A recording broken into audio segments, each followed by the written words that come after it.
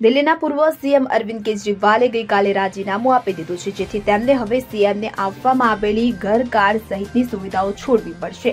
ત્યારે આ મામલે આજે આપ સાંસદ સંજયસિંહે પ્રેસ કોન્ફરન્સ કરી હતી અને જણાવ્યું હતું કે અરવિંદ કેજરીવાલ ઘર અને કાર સહિત તમામ સરકારી સુવિધાઓ છોડી દેશે। કેજરીવાલ એક અઠવાડિયામાં ઘર ખાલી કરશે। આ દરમિયાન સંજયે એમ પણ કહ્યું કે કેજરીવાલની સુરક્ષા ખતરામાં છે। કેજરીવાલ પર ઘણા હુમલા થયા છે, તેથી દિલ્હીના લોકો કેજરીવાલની સુરક્ષાને લઈને ચિંતિત છે। મહત્વનું છે કે રાજીનામું આપ્યા બાદ સીએમને ઉપલબ્ધ કોઈ સુવિધા મળી શકશે નહીં, કારણ કે સીએમ પદેથી રાજીનામું આપ્યા બાદ કેજરીવાલ માત્ર ધારાસભ્ય જ રહેશે અને દિલ્હીમાં પણ ધારાસભ્યોને ન તો ઘર મળે છે કે ન તો કાર, માત્ર પગાર મળે છે। ત્યારે હવે કેજરીવાલ પણ સામાન્ય ધારાસભ્યની જેમ જ રહેશે। Bureau report CN24 news.